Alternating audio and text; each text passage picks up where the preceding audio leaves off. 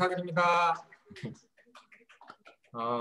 오늘 투잡 세미나에 오셔서 많은 정보를 얻어 가실 마음으로 오셨죠? 준비되셨나요? 네, 서울 말씨 듣기 좋으시죠? 네, 항상 우리가 줌으로 만나게 되면 서울 말들을 많이 좋아하시는 것 같아요. 네, 서울 말들 통해서 오늘 뜨끈뜨끈한 우리 양자 실전 컨설팅에 대해서 이야기 나눠보도록 하겠습니다. 자, 그러면 시작하겠습니다. 자, 일단은 저에 대해서 모르시는 분들이 그래도 조금 있으실 것 같아서 짧게 제 이야기를 좀 몇 가지만 하겠습니다. 저는 19세, 이제 막 고등학교 졸업한 이후부터 사회생활을 시작했던 것 같아요. 약 20년간. 그때부터 했던 일입니다, 제가. 굉장히 많은 일을 했죠.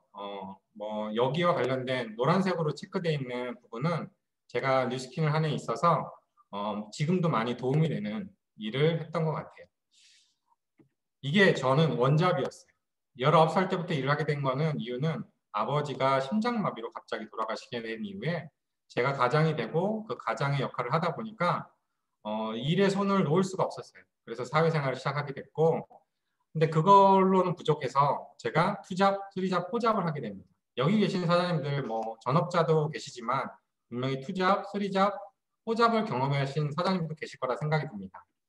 제가 투잡, 쓰리잡, 포잡은 그냥 간단하게 몇 개만 적어봤어요. 금액적으로 높은 것만 적어본 거거든요. 이런 일을 제가 원잡을 하면서 투잡, 쓰리잡으로 일을 했던 것 같아요. 간단하게 얘기하면 위에서부터 굉장히 높은 고가의 금액을 받고 일을 합니다. 그때 당시에 돈으로 거의 15만 원, 20만 원에 가까운 한 건당 그런 일을 하다 보니까 저는 급여는 건드리지 않았고 오로지 투잡, 쓰리잡, 포잡에서 나오는 걸로 용돈벌이를 했던 것 같아요.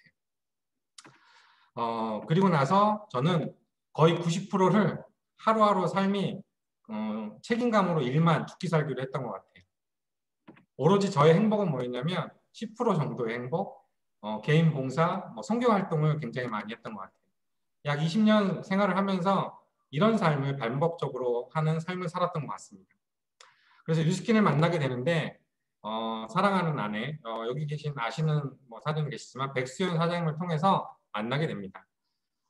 이때 이 유스스펜이라는 제품을 통해서 만나게 되는데 이 유스스펜 과거에는 리뉴얼 되기 전에 제품이에요. 은색 캡슐로 되어 있죠. 이 유스펜을 만나갖고 유스펜 3일의 경험을 하게 돼요. 저런 그러니까 일을 원잡, 투잡, 쓰리잡을 하다 보니까 몸이 어땠을까요? 많이 안 좋아졌겠죠. 진짜 살은 살대로 쪘고 몸은 몸대로 안 쪘고 항상 간이 안 좋아서 항상 피곤에 쩔어 있던 그런 하루하루의 삶을 살았던 것 같습니다. 그러다 보니까 특히 위가 안 좋았어요. 그 위를 통해서 너무 안 좋다 보니까 항상 사람을 만나면 그윽거리는 그런 행동들이 있었고 사람들 만나기도 굉장히 불편한 그런 생활들이었죠. 근데 3일 동안 저한테 머리맡에다가 백수연 사장이 놓고 갑니다. 출근을 할 때. 그걸 3일 동안 경험을 하고 나서 변화가 생기기 시작한 거예요. 그래서 지금의 친구이자 스폰서 사장님이신 신하는 김준호 사장님 만나게 됩니다. 이때 첫 경험이 정말 건강에 대한 니즈가 굉장히 많았던 사람이에요. 이유는 아버지가 심장마비로 돌아가시다 보니까 항상 저도 나도 언젠간 그런 상황이 벌어지지 않을까라는 약간 트라우마에 항상 건강에 대해서 생각을 했던 삶이었던 것 같아요. 그래서 그 건강에 대해서 생각을 하다 보니까 처음으로 스폰서님 만나갖고 이 양자라는 걸 첫 경험을 하게 됩니다. 제가 오늘 할 프로그램은 양자기 컨설팅, 양자기에 대한 부분을 이야기하려고 합니다. 그래서 제가 처음 했던 행동 중에 하나는 건강관리사 자격증을 따게 됐어요. 이유는 뭐였냐면 많은 사람들을 만나는데 당신이 의사도 아닌 사람이 왜 나한테 와서 그런 제품들을 추천하고 건강에 대한 정보를 주려고 하느냐라는 이야기를 굉장히 많이 들었거든요. 그래서 약간 자존심도 좀 상하고 조금 더 그 부분에 대해서 잘할 수 없을까라는 생각을 하다 보니까 건강관리사 자격증을 따게 됩니다. 예, 당당하게 합격하고 이 자격증 사진을 들고 많은 사람들을 이제 또 만나게 되죠. 제가 이제부터 양자기에 대해서 설명을 하기 전에 간단하게 이야기 하나를 시작하려고 합니다. 저에게는 아들 둘이 있습니다. 이 아들 둘이 집에서 게임을 하다가 내기를 하게 됐어요. 그래서 우측에 있는 첫째 아들 준서가 게임을 하다가 10만 원이라는 돈을 따게 됩니다. 굉장히 큰 돈이죠. 근데 보시다시피 저 10만 원이 진짜 돈은 아니겠죠. 제가 얘기하고 싶은 건 뭐냐면 10만 원을 가지고 있는 구입자의 그 마음을 이야기하고 싶어서 이야기 드리는 거고요.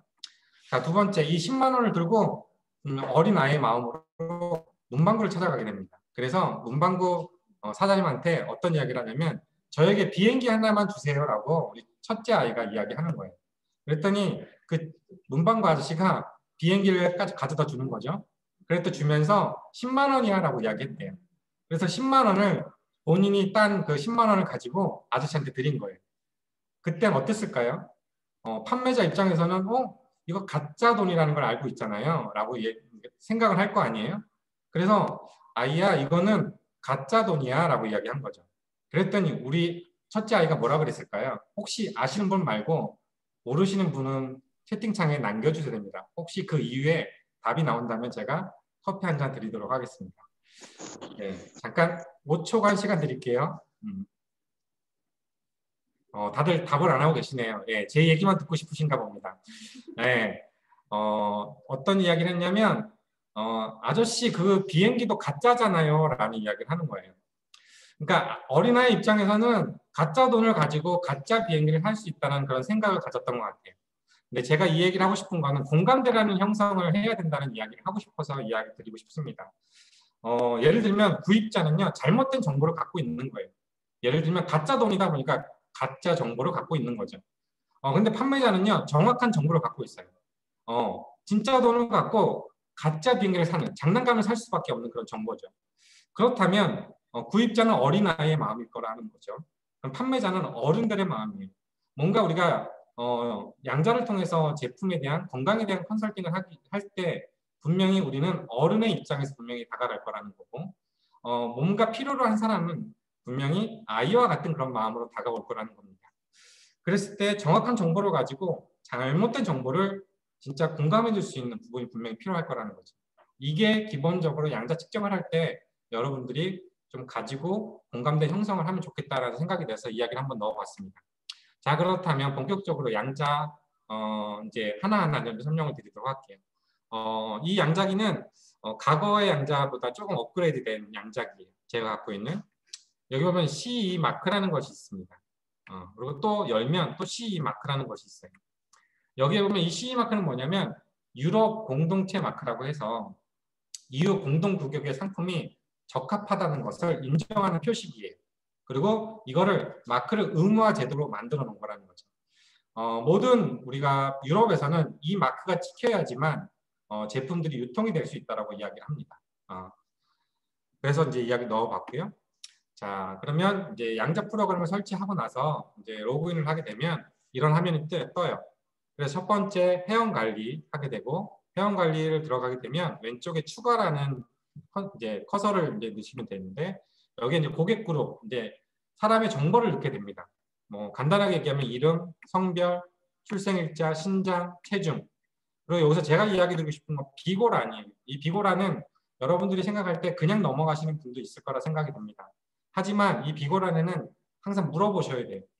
지금 드시는 약, 그리고 지금 드시고 있는 식품들, 그리고 혹시 수술을 받으신 적이 있는지, 더 나아가서 물 먹는 습관, 또한 수면 습관, 우리가 그래도 제품을 컨설팅하기 전에 우리가 많은 것들을 물어보고 이 정보들을 저장해놔야 나중에 기억할 수 있습니다.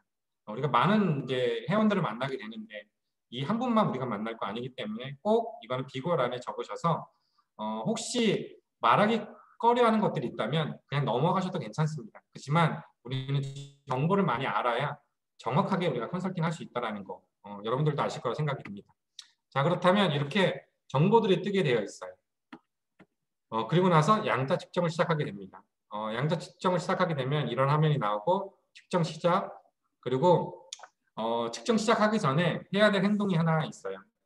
일단은 측정기, 봉을 왼손에 잡으시라고 이야기 드리면 좋겠습니다. 이유는 심장과 가깝다라고 해서 왼손에 잡으셔야 조금이나마 더 정확하게 우리가 반응을 한다라고 이야기를 해요. 그래서 왼손에 잡게 하시고, 그리고 특히 여자분들이나 그런 분들은 기금속들, 금속들을 다 제거할 수 있게 만들어주면 좋겠습니다. 그런 다음에 측정을 하시고 더 중요한 건 말을 하지 않도록 꼭 이야기해 주셔야 돼요. 그래서 측정 시작이 되면 왼쪽에 보시면 이렇게 시간이 나와요. 깜빡깜빡거리고 작동을 하죠. 이때 해야 될 행동이 저는 하나 있습니다. 1분간 분명히 진행이 되고 제가 분명히 침묵하라고 이야기했기 때문에 분명히 귀담아 들을 거라는 거죠. 이 1분 동안 그냥 가만히 계지 마시고 굉장히 긴 시간입니다.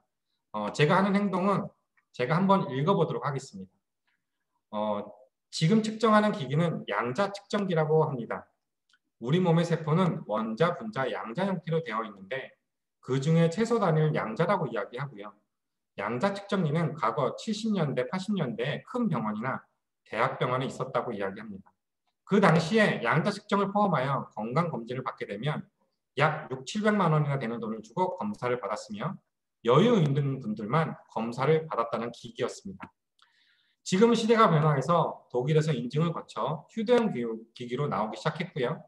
잘 알고 계시듯이 대학병원에 가면 MRI 혹은 CT 촬영과 같은 거의 비슷하다는 걸 보시면 됩니다. 병원에서 건강검진 한 것을 좀 더 구체적으로 약 300가지 이상의 수치화를 시켜서 그래프로 표시되고 그 정확도는 약 90%에 달한다고 이야기합니다. 지금은 직접 건강관리를 하거나 아니면 저와 같은 건강관리사를 통해서 건강정보와 건강관리를 받으실 수 있습니다. 라고 해서 그 1분 동안 이 정보에 대해서 양자에 대한 역사, 이 양자에 대한 약간 신뢰를 더 얻기 위해서 설명을 하면 좋겠다고 생각이 들어서 제가 넣어봤습니다. 자, 그렇다면 양자 측정이 끝났고 이거를 확인하시게 되면 자연스럽게 저장하게 되어 있어요. 저장을 한 후에 보시면 검사 측정 일자가 뜨고 이걸 선택하셔갖고 보고서 수정을 하시게 되면 첫 화면, 이 혈류순환계에 대해서 이야기 나옵니다. 그 중에 왼쪽에 보시면 테스트 기록이라고 해서 약 38가지 되는 목록이 나와요. 큰 제목이라고 이야기하죠. 그 안에는 이제 하나의 대제목에 소소하게 작은 제목들이 나오게 되어 있습니다. 약 300가지 이상이 되는 정보들을 우리가 볼 수 있는데 특별히 이 혈류순환계는 첫 번째 나온 이유가 있어요. 이유는 뭐냐면 가장 중요한 표입니다. 우리 건강 측정하는 가운데. 왜냐하면 여기에는 피와 또한 혈관과 심장과 뇌와 과연 이것이 우리 몸에 가장 중요한 역할을 하기 때문에 첫 번째 표에 나온다고 저는 생각이 됩니다. 그래서 첫 번째 혈류순환계에서 이야기를 한다라고 보면 좋을 것 같고요. 자, 그렇다면 자 혈류순환계부터 우리 시작해 보도록 할게요. 자, 혈류순환계는 우리가 피에 대해서 우리가 이야기한다고 했어요. 첫 번째로 보시면 그러니까 이 그래프를 보시고 설명을 하시면 좋을 것 같아요. 자, 녹색을 중심으로 왼쪽으로 가게 되면 적거나 약하거나라고 생각하시면 됩니다. 다른 말로 이야기하면 기능이 약한 상태가 되었다라고 이야기하면 좋을 것 같고요. 자, 오른쪽으로 가게 되면 뭔가 많거나 강하거나 기능이 강한 상태를 좀 이야기하면 좋을 것 같아요.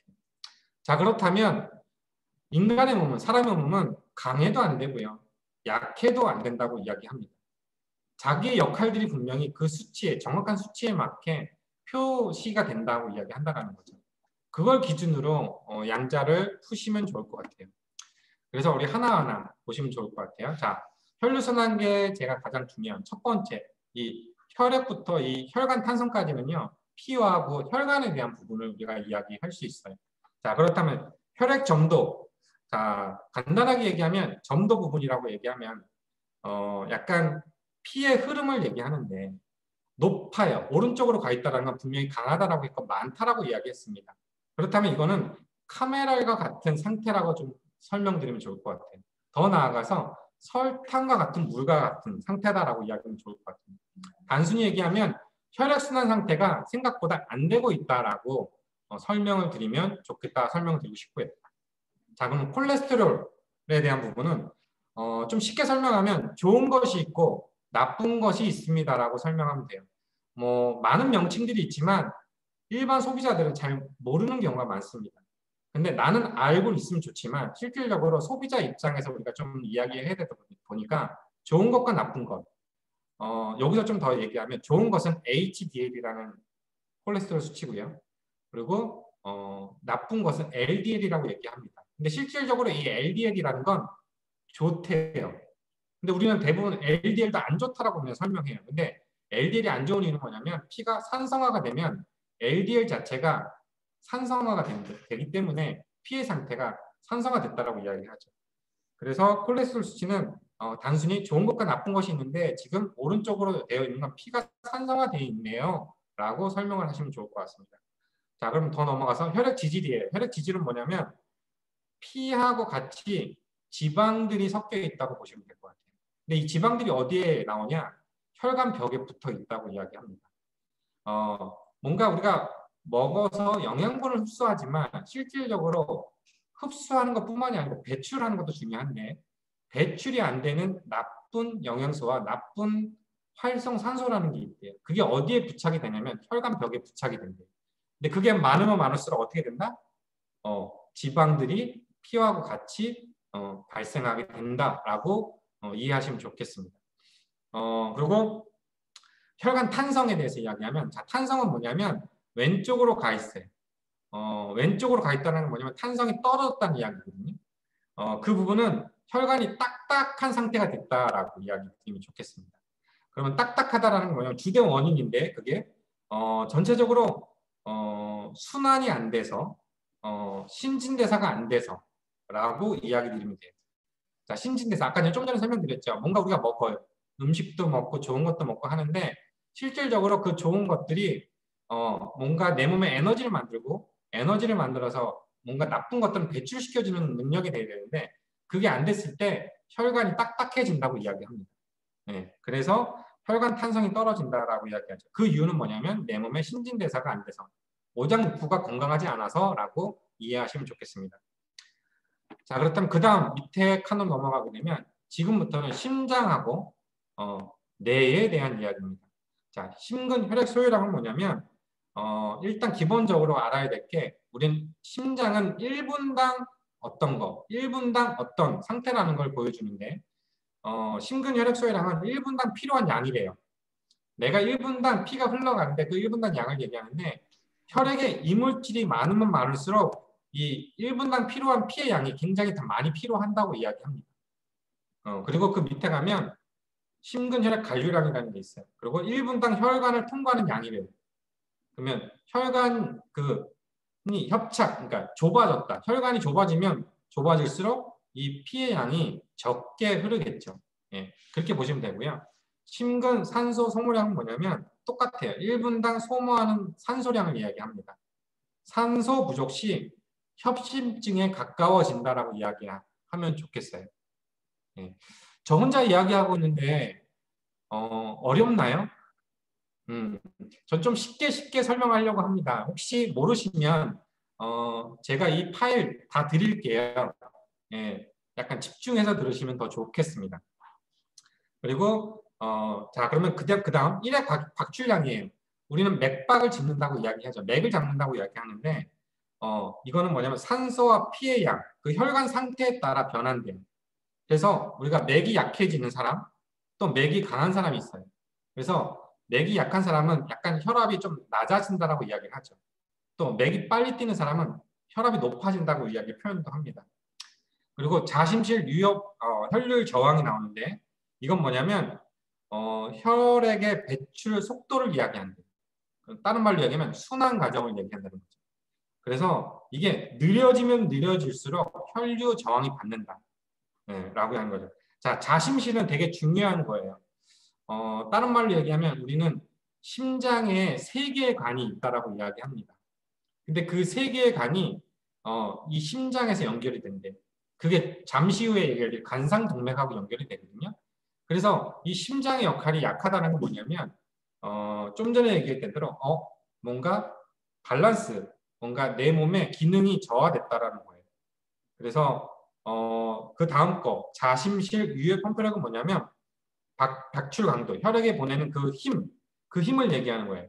낮으면 낮을수록 그 심장이 수축이 돼서 제대로 그 역할을 안 한답니다. 그래서 높으면 수출력이 강해지는데 그 강해지게 되면 어떤 형태가 되냐면 혈압이 높아지는 형태, 또 낮으면 낮을수록 아까 좀 전에 얘기한 낮아지는 혈압이 되는 형태가 되는 거죠. 자, 지금부터는 가장 여기서 중요한 부분을 설명할게요. 간상동맥 탄성입니다. 아까 전에 탄성이 떨어지면 좀 전에 얘기 드린 것처럼 혈관이 딱딱해지는 형태가 됩니다.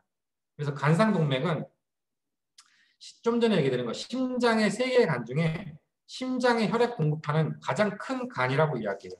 다른 말로 얘기하면 동맥과 같다라고 이야기하죠. 그래서 70%가 막히게 되면 협심증에 걸리게 되고 100%가 막히면 심근경색에 걸린다고 이야기합니다. 그래서 우리가 70% 막힐 때까지 증상이 그렇게 많지 않대요. 그리고 증상이 오기 딱 시작하는 순간 어떤 형태가 오냐면 가슴이 순간 답답해지고 약간의 통증이 오기 시작하고 그게 시작이 돼서 괜찮겠지 넘어가다 보면 나중에 심근경색까지 오게 되는 그런 형태가 되는 거죠. 그래서 양자 측정을 하실 때 꼭 간상동맥 탄성에 대해서는 꼭 잘 보셨으면 좋겠습니다. 그리고 그 넘어가서 간상동맥 관류압이에요. 이 표에 보면 관류압이 정상으로 나오죠. 제 화면에 보시면. 근데 압이 높아지면 심근경색 유발 가능성이 더 커진다라고 이야기합니다. 왜냐하면 여긴 지금 현재 압은 정상이에요. 탄성은 떨어졌지만 분명히 이게 지금 70%까지는 아니어도 지금은 그런 상태로 갈 수 있는 확률이 높아져요. 왜? 탄성이 떨어져 있기 때문에. 네.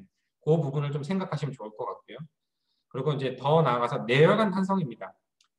똑같이 탄성이 부분을 얘기하다 보니까 내혈관이 약화되면 탄성이 떨어지고 내혈관이 좁아지고 더 나아가서 경동맥, 내로 올라가는 동맥이 이 척추를 따라서 올라가는 동맥을 얘기하는 게 경동맥이라고 얘기해요. 다른 말로 얘기하면 대동맥이라고 이야기합니다. 총동맥이라고 이야기하고. 그래서 그게 막히면 뇌경색이 되는 거고요. 거기서 터지면 뇌출혈이 되는 겁니다. 그런데 내혈관 탄성이 떨어졌잖아요. 근데 중요한 거는 꼭 이 떨어지는 부분에 대해서 고객들하고 얘기할 때 이 부분을 좀 잘 이야기하시면 좋을 것 같습니다. 이제 또 그 다음 장은 뭐냐면 위하고 관련된 거예요. 자, 위장 효소 분비 개수가 나옵니다. 첫 번째. 이거는 뭐냐면 이게 효소 분비라는 게 뭐냐면 위액 뭔가 음식을 녹이는 위산이 나오잖아요. 그 부분이 부족해지면 생기는 게 뭐냐면 위에서 나오는 그 산이 헬리코박터균을 죽인대요. 균을 죽일 수 있을 정도에 굉장히 강하다라고 이야기합니다. 그게 부족해지면 뭐냐면 소화가 안 된다라고 보시면 돼요. 그리고 위장 연동 개수 이게 부족할 시는 자, 연동이라는 건 뭐냐면 위도 운동을 합니다. 모든 장기들은 운동을 해요. 근데 그 운동 역할을 안 하는 거예요. 그러다 보면 어떤 상태가 되냐면 음식이 먹어서 위에서 녹여서 소장까지 가는 그 기간을 너무 천천히 보내지는 거예요. 그러다 보면 어떻게 될까요? 약간 산화가 돼. 음식이 산화가 되는 거예요. 그러다 보면 그 산화되는 것이 그 안에서 문제를 발생시키죠. 그리고 그 다음 넘어가면 위장 흡수 기능을 얘기합니다. 위장에 필요한 영양분 흡수 기능이 떨어지게 되면 생기는 거고요. 그리고 소장 연동 개수. 이거는 뭐냐면 똑같이 아까 연동. 소장에 밀착해서 체내의 흡수를 돕게 해줘야 되는데 이게 느리다 보니까 문제를 연동. 운동을 안 하다 보니까 문제를 발생시켜요. 그래서 혈액과 림프의 순환을 돕는 것이 이 소장의 연동입니다. 그리고 소장 흡수 개수는 뭐냐면 우리 몸의 가장 모든 영양소를 이곳에서 다 흡수시키는 곳이에요. 그래서 우리 과학 시간에 많이 들어보셨죠? 삼투압 방법이라고 해서 그 소장이 삼투압 방법으로 좋은 거는 흡수 싹 시키고 나쁜 것을 싹 배출시켜주는 역할을 합니다. 네, 그래서 이 소장 흡수 기능은 가장 중요한 부분을 얘기하지 않을까 생각이 들고요. 그다음에 간으로 넘어가게 되면 뭐 다른 것도 있지만 제가 여기서 얘기하고 싶은 건 지방간을 이야기하고 싶습니다. 지방간 아시죠? 알코올성 지방간과 그리고 비알코올성 지방간이 있는데 특히 술 드시는 분보다 술 안 드시는 그 지방간이 훨씬 위험하다고 이야기합니다. 그래서 간을 설명하실 때 간 주변에 간의 역할을 못하도록 쌓이게 하는 것이 지방입니다. 이 지방이 쌓이게 되면 간이 숨을 못 쉬어서 자기 역할을 못한대요 라고 설명을 하시면 아마 고객분들은 조금 이해하시기 편하실 거라 생각이 들어요. 자, 그렇다면 대장 기능으로 넘어가겠습니다. 자, 대장 기능 연동. 대장도 운동을 하지 않으면 복통이 오고요. 변비가 오고요. 경련이 오고요. 잔변비가 되고요. 설사까지. 그래서 이 대장에서 직장까지 가야 되는데 이 운동을 안 하다 보니까 그 대장 안에서 약간 썩는 거 형태가 되는 거죠. 그래서 숙변들이 생기기 시작하고 그 문제로 인해서 가스가리가 발생하게 됩니다. 그리고 대장 흡수 기능이 약해지면 여기서도 소장에서 영양분을 흡수하고 수분을 흡수하고 남은 거, 나머지 영양소가 이쪽까지 내려와서 그 나머지 영양과 수분을 흡수하는 곳이에요. 그 중에서도 가장 많이 하는 역할이 수분 흡수를 가장 많이 하는 곳이라고 이야기합니다. 장내 세균 개수. 여기는 유산균을 우리가 이야기 드리면 좋겠어요. 우리가 유산균이 많아야 좋다고 이야기하는데 많다라고 설명하시면 안 되고요. 균형 잡힌 유산균 형태로 가야 됩니다. 그걸 얘기하면 유산균과 유해균이 있는데 85대 15, 유산균이 85, 유해균이 15가 되어야 된다고 이야기합니다. 이유는 우리 프리바이오틱스라고 들어보셨죠? 그 먹잇감이 되는 게 유해균이 된대요. 근데 그 비율을 잘 맞춰 놓으면 장이 건강한 상태로 유지할 수 있다고 이야기합니다.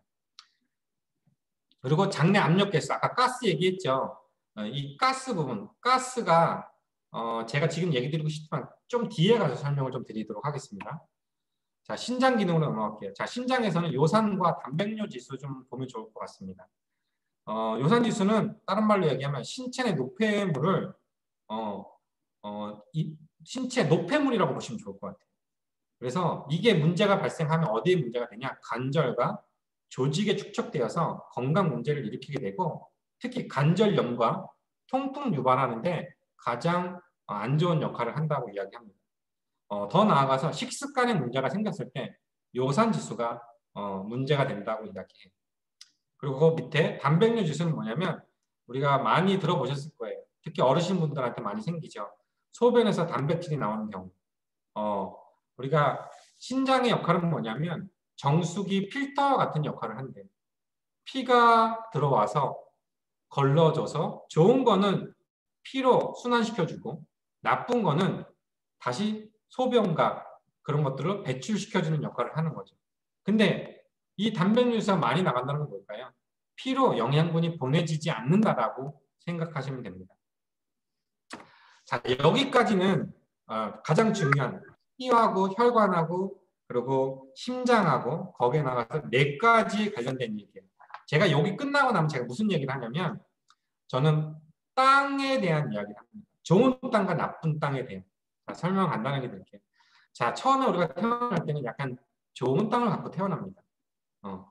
근데 세월이 흘러요. 나이를 먹었을 때 이렇게 오물들이 내 몸에 생기게 된다라고 이야기를 드리는 거죠. 그래서 폐기름이 생기고 폐봉지가 생기고 페트병이 생기고 쇠부치가 생기고 또한 거기에 쓰레기까지 태워서 내 몸에 안 좋은 성분들이 많이 있다. 근데 그 땅에 좋은 씨앗을 심어도 좋은 열매가 맺혀질까요? 라 이야기한다는 거죠. 근데 중요한 거는 사람들은 그냥 안 좋은 땅에 그냥 좋은 것만 먹으려고 한다라는 약간 습성들을 갖고 있대요. 근데 여기서 제가 얘기하고 싶은 건 일단 깨끗하게 해야 된다. 해독에 대한 이야기를 합니다. 피가 깨끗해져야 되고요. 내 장기들이 깨끗해져야 내 몸의 모든 영양소가 잘 흡수하고 그 영양소를 흡수해서 건강 기능을, 그러니까 기능을 개선해 준다라고 이야기하죠. 그래서 해독을 하실 때 가장 중요한 거는 몸의 기능 회복인데 이게 배출이 되는 거, 그리고 영양에 대한 채워주는 거, 또한 식습관까지, 생활 습관까지 같이 해야지만 내 몸의 모든 것이 완벽하게 약간 건강 상태로 다시 돌려준다고 이야기해요. 그래서 여기에서 약간 피에 대한, 피를 깨끗하게 해야 된다는 이야기를 하죠. 혹시 이해하셨나요? 혹시 도움이 되셨나요? 그러고 나서 그거에 대한 신진대사. 그렇다면 신진대사가 잘 돼야 내 몸이 건강합니다라고 이야기해요. 그래서 우리가 음식을 먹고 영양분을 흡수했을 때 섭취한 영양 성분이 잘 내 몸에서 기능을 해서 좋은 거는 흡수하고 나쁜 거는 배출할 작용이 돼야지만 이 신진대사가 완벽하게 된다라고 이야기해요. 그림으로 표현하면 영양이라는 걸 넣어주고 그걸 분해해서 이동하게 만들어주고 이동한 후에 흡수시켜서 에너지를 더 만들어서 넘치는 에너지는 보관을 하고 그 넘치는 에너지 보관하고 또 다시 재사용을 해서 배출까지 돼야지만 이게 신진대사의 완벽한 내 몸에 에너지를 만들고 건강 상태로 된다라는 거죠. 그래서 많이 들어보셨을 거예요. 신진대사가 건강하면 우리가 조금은 더 오래 살 수 있다라는. 여기까지 우리가 약간 공감대를 이야기해요. 약간 정보를 주고 우리가 피에 대한 부분, 혈관에 대한 부분 얘기했을 때 사람들이 약간 수긍하는 것이 조금 되더라는 거예요. 자, 그렇다면 이제 뇌에 대한 부분 잠깐 얘기 드리면 기억지수 이야기 드리고 싶어요.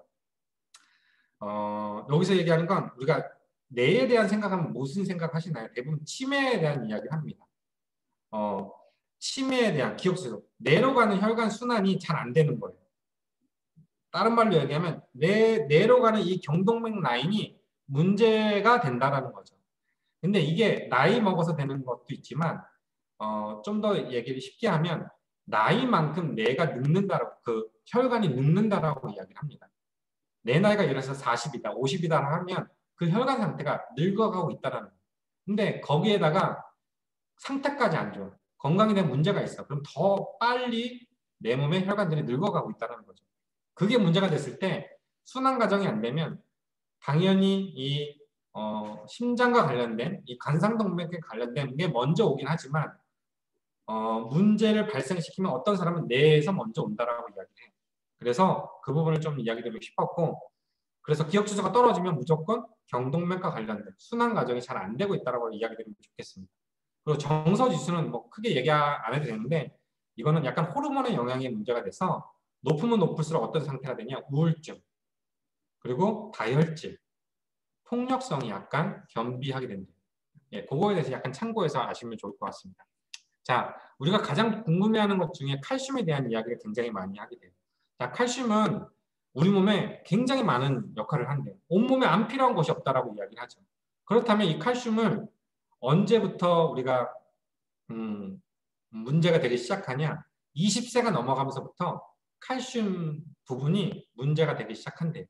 그래서 노화가 되면 이 칼슘이 내 몸에 많은 장기들이 필요한데 부족할 때 처음에 뺏어 쓰는 것이 뼈에서 찾아 쓴다고 이야기합니다. 그래서 온몸의 뼈 가운데 99%가 거의 뼈에 있는데 특히 피의 1% 정도가 들어간대요. 그 칼슘의 역할이 뭐냐면 피에 들어가서 영양분을 옮겨줘서 곳곳에 필요한 곳에 같이 에너지로 만들어서 피에 좋은 영양소가 만들어질 수 있도록 도움을 준대요. 근데 칼슘 유출량은 떨어질 수밖에 없대. 아마 모든 사람이 거의 저건 정상으로 나온 사람이 아무도 없을 겁니다. 그래서 여기 계신 우리 사장님들 양자 측정했을 때 칼슘 유출량 분명히 나올 거다. 그러면 이 칼슘을 채워주는 건 기본이다. 그래서 혈관이 막히는 게 이 칼슘이 좋은 역할도 하지만 나쁜 역할도 한대요. 흡수가 되는 경우 괜찮은데 흡수가 안 돼서 그러니까 칼슘이 남잖아요. 이게 어디로 가냐면 혈관에 흡착이 돼서 안 좋게 내 몸에 문제를 일으킨다라고 이야기해요. 그래서 그 정보는 꼭 아셔야 될 것 같고요. 그래서 여기서 또 칼슘에 대한 정보를 드리면 우리가 책 죽은 의사는 거짓말을 하지 않는다의 책을 보시면 칼슘 결핍 시 147가지에 되는 질병이 생긴대요. 첫 번째, 그래서 그 중에 좀 세 가지만 얘기 드리면 골다공증에 대한 거, 그리고 혈액이 산성화된다는 거, 그리고 뇌혈관에 막히면 흡수가 안 돼서 배출이 안 된다는 거. 이 부분을 꼭 아셔갖고 고객님하고 소통했으면 좋겠습니다. 제가 경험한 거랑 또 많은 사람들이 경험하고 있는 걸 설명드리면 병원에 가서 의사가 추천하는 처방전이 칼슘이 있대요. 그리고 뉴스킨이 가지고 있는 칼슘이 있다는 거예요. 그 차이에 대해서 의사랑 뉴스킨 제품을 먹는 소비자랑 대결을 했답니다. 그래서 의사가 추천해준 처방 그 칼슘을 먹었더니 6개월간 먹었더니 하나도 변화가 없었대요. 근데 뉴스킨 제품 칼슘을 3개월에서 6개월 동안 꾸준히 복용을 했더니 어떤 상태가 생겼냐? 거의 이 골다공 상태가 중상으로 올라갔다라고 이야기합니다. 근데 그 의사가 표현하기를 한 번도 자기는 이런 일이 경험한 적이 없다. 이 제품은 진짜 좋은 제품이다.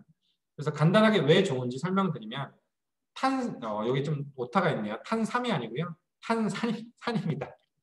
꼭 인삼같이 쓰려고 제가 그 마음으로 썼나 봅니다. 예, 탄산 칼슘이 의사가 추천하는 칼슘이고요.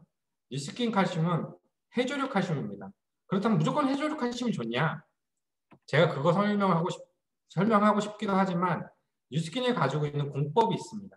흡수율을 높여주는 공법. 그게 뭐냐면 아미노 킬레이트라는 공법인데 이건 어떤 거냐면 아미노산과 칼슘 원자를 코팅시켜갖고 그 칼슘이 문제가 되지 않도록 잘 보관해서 흡수를 도와준대요.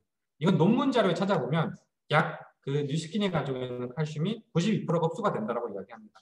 근데 시중에 나와 있는 칼슘은 제가 알기로는 얼마 되지도 않 1%도 안 된다고 이야기해요. 그래서 칼슘에 대해서 좀 정보를 그렇게 주시면 좋을 것 같아요. 자, 제가 원래 이 류마티스는 사람들이 생각보다 많이 푸시지 않는 걸로 제가 알고 있습니다. 근데 저는 얘가 는 이유가 있어요. 그 이유는 뭐냐면 자, 아까 전에 우리 칼슘을 빼서 쓴다 그랬죠. 근데 사람마다 달라요. 빼서 쓰는 부위가. 근데 이분은 요축 칼슘 화도가 높아요. 뭐냐면 허리에 있는 이 뼈에 있는 것을 가져다 내 몸에 쓴다라는 거예요. 그래서 약해진다라는 거죠. 그래서 이분은 허리가 안 좋다라고 저는 설명을 드립니다. 제 전직이 뭐였을까요? 아까 전에 정형외과, 신경외과 쪽에 근무를 했다 보니까 의사들하고 소통을 해야 되다 보니까 이 척추에 대해서 너무 많은 정보를 알고 있습니다. 제가 지금 이 자리에서 다 설명드릴 수는 없지만 간단하게 드리면 이 요추라는 게 우리 몸의 가장 중요한 축인데 골다공증이 생기면 여기서부터 디스크가 생기기 시작한대요. 그래서 이 칼슘 화도가 빠져나간다는 건 가장 우리 몸에 중요한 이 허리 못 쓰면 어떡하죠? 우리가 움직이지 못하죠. 그런 상태가 된다는 거. 그리고 골중 가공에서 커지기 시작합니다. 이게 커지면 어떻게 된다? 골다공증의 시작이다 라고 보시면 좋을 것 같습니다. 그래서 제가 아까 류마티스 왜 설명드렸냐면 아까 전에 가스 얘기했죠. 대장에서.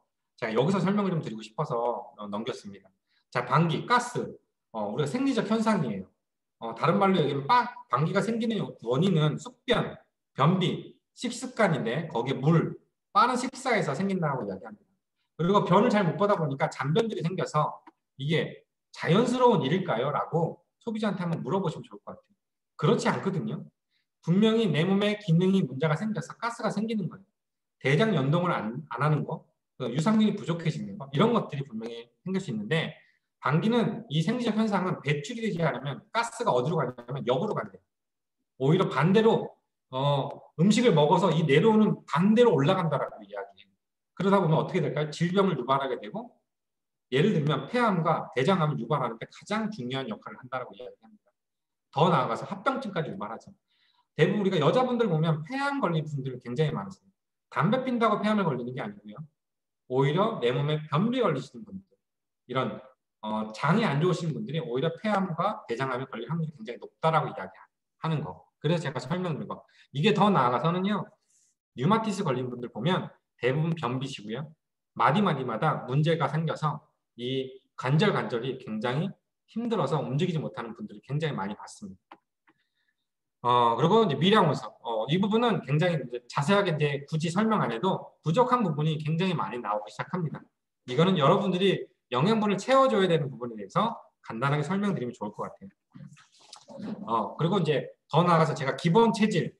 자, 기본 체질 pH 아시죠? 우리가 P의 농도, 그 수치를 얘기하는 건데 P라는 거는 알카리성을 띠고 있어야 됩니다. 약간 너무 강알칼리도 아니고 약알칼리 정도 띄우고 있어야 되는데 이게 농도가 문제가 생기기 시작하면 산성화돼요. 산성화가 된다는 게 혈액이 피가 그만큼 탁하다는 거, 오염돼 있다는 거, 영양이 그만큼 없다라는 거라고 생각하시면 되는데 이 pH에 대해서 굳이 내가 많은 설명할 필요 없이 제가 표에 띄워놨죠. pH. 아래 내려가시면 저것만 읽어주셔도 아마 소비자분들은 내 피가 저래서 이런 부분이 생겼나? 라고 생각할 수도 있을 겁니다. 그래서 저대로 읽어주시면 이 pH라는 거 보면 설명이 되실 거라고 생각이 들어요. 자, 더 넘어가서 이제 비만증에 대해서 설명을 합니다. 이거는 뭐냐면 이거는 분명히 혈액하고 연관이 있어요. 그 이유는 뭐냐면 분명히 아까 전에 얘기 드린 것처럼 지방을 만든다고 제가 얘기했습니다. 피에 지방을 만든다고. 이게 쌓이면 어디로 되냐? 그 장기들의 지방이 쌓여서 특히 대한민국 사람들은 어디에 지방이 많이 쌓인다? 복부에 많이 쌓인다.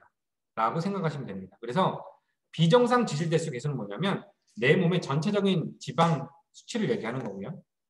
갈색 지방 조직 이상 계수는 뭐냐면 근육과 근육 사이에 있는 지방을 얘기합니다. 그리고 중성 지방 이상 계수는 뭐냐면 아까 좀 전에 얘기했듯이 복부 지방에 대한 지방을 이야기해요. 그렇다면 이 비정상 지질대수가 그 다음에 중성지방 개수는 약간 반비례합니다. 전체 지방개수가 줄게 되면 이 중성지방도 줄게 되어 있습니다. 그래서 이 부분은 혈액하고 관련이 있습니다. 호르몬하고 관련이 있습니다. 식습관하고 관련이 있습니다. 아까 전에 좀 얘기한 대로 물 먹는 습관, 수면 습관하고도 관련이 있다는 이야기를 좀 해주시면 좋겠습니다. 자, 여기서 이건 넘어갈게요. 그리고 경락. 경락 혹시 많은 것 보시는 분들 계시면 안 보는 분이 계세요. 제가 이걸 좀 설명드리고 싶은 이유는 뭐냐면 이 경락, 우리 경락 마사지 많이 들어보셨죠? 림프 순환이라고 이야기를 합니다. 근데 이게 대부분 어디에 있냐면 그 중간 라인, 우리 몸에 이 코를 중심으로 중간 라인에 있다라고 얘기해요. 그 부분을 풀어줘야 순환이 잘 된다라고 이야기하는데 이 경락 부분을 한번 설명은 고객들한테 안 해도 돼요. 내가 좀 알고 이분들이 순환이 어디가 안 되는지에 대해서 나중에 갈바닉까지도 유통이 되면 좋겠다는 생각으로 한번 넣어봤고요. 그리고 눈에 대한 부분, 아마 눈에 대한 부분은 굉장히 많은 사람들이 관심을 가질 거라 생각이 들어요. 그래서 이 부분 좀 설명해 주면 좋을 것 같습니다. 그렇게 되면 양자측정 종합봉오소가 나오고요. 종합봉오소가 나오게 되면 분명히 이 혈류와 신장과 뇌와 관련된 사람이 나왔잖아요. 많은 사람들마다 틀립니다.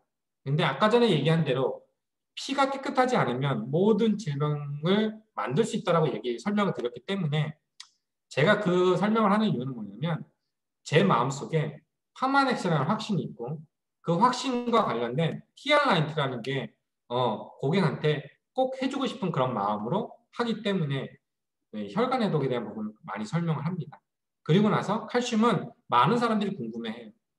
그렇기 때문에 설명을 좀 드린 거죠. 그래서 이 많이 주의해야 될 것에 대해서 설명을 많이 한다기보다 아마 그 처음에 했던 그 장면으로 많은 사람들하고 소통이 될 거라고 생각이 듭니다. 그리고 전문가 제안 뭐 있는데 이거는 보시면 되고요. 저도 이랬던 사람이에요. 왼쪽 사진과 오른쪽 사진이 있습니다. 왼쪽 사진은 몸무게가 거의 저거는 한 85kg 가까이 됐을 때 몸이고요. 오른쪽은 약 72kg 정도 됐을 때 몸입니다. 굉장히 뭐 차이가 있을 거나 생각이 들지만 저도 이랬던 몸이에요. 72kg까지 빠지고 체지방이 저렇게 빠지고 그래서 피를 깨끗하게 했더니 이런 몸이 됐습니다라고 해서 저에 대한 임상을 보여줍니다. 이건 영상인데요. 제가 한번 보고 넘어갈게요. 내가 먹는 대로 내 몸이 됩니다. 한국인이 연간 인스턴트 식품을 통해 얼마나 독소를 먹는지 KBS 생로병사의 비밀에서 방송한 자료를 보면 흡액제, 발색제, 착색제, 감미료, 방부제 등 화학 첨가물을 성인 55kg 기준 연간 24.69kg을 먹습니다. 또한 OECD 국가 중 항생제를 가장 많이 사용합니다. 그 결과 체내 독소가 미국인보다 3.2배, 독일인의 6.5배, 캐나다인의 4.4배나 더 독소가 몸속에 쌓였습니다. 2000년부터 2009년까지 10년의 의료 실태 통계를 살펴보면 환자 1인당 진료 횟수 12.9배 증가, 1인당 의료비 9.8배 증가, 병원 수 4.5배 증가, 병원 병상 수 7.4배 증가하여 OECD 국가 중 가장 높은 증가율을 보이고 있습니다. 다음 표와 같이 연평균 1인당 의료비 증가율이 OECD 회원국 중 가장 높습니다. 국민국시대 건설을 위해 체내 독소와 혈액 독소 해독이 선결 문제라는 생각에 독소 해독 방법을 공유하고자 합니다. 우선 방부제 등 독소가 들어있는 인스턴트 식품과 패스트푸드, 과식, 과음을 절대 먹지 말아야 합니다. 이 독소가 장에서 무슨 일을 하는지 보실까요? 첫째, 음식을 효소로 분해하여 숙주인 인체의 건강을 지켜주는 방법으로 공생하는 장내 유입균을 억제하며 음식의 섭취 효율을 떨어뜨립니다. 둘째, 소화되지 못한 음식을 부패되어 독가스가 되어 방귀로 일부 배출되지만 대부분 혈액을 오염시키고 간과 폐, 뇌세포 등 몸속의 내면으로 작용합니다.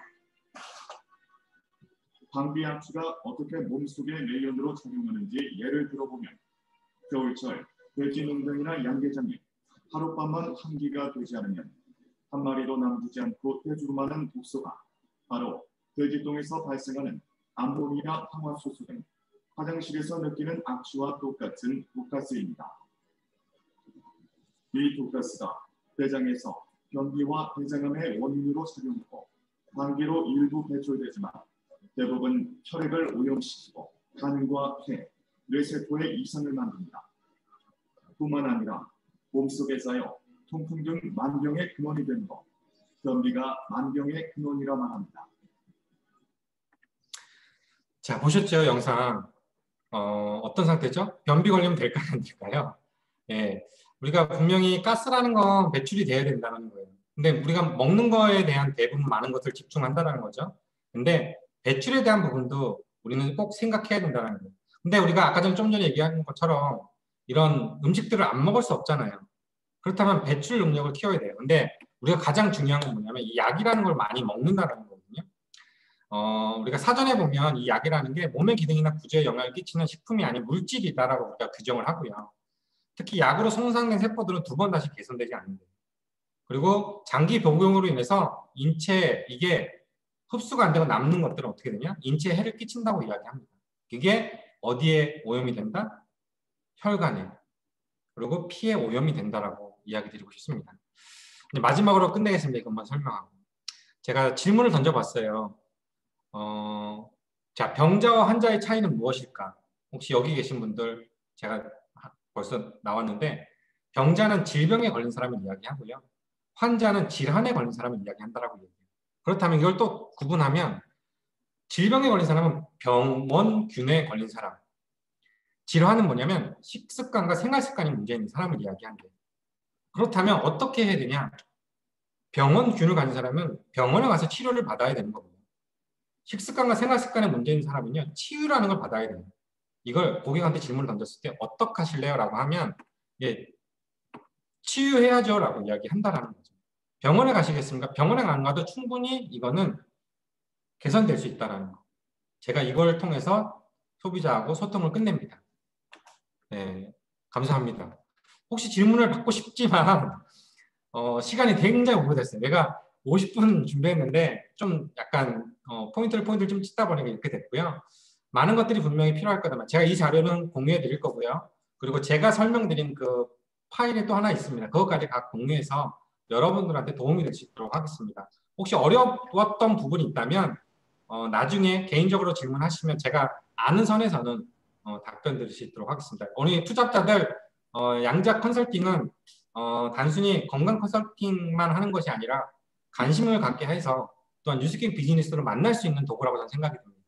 그래서 판만에서 확신을 가지시고 비즈니스 같이 할 사람도 꼭 찾는 우리가 되었으면 좋겠습니다. 네, 이상입니다.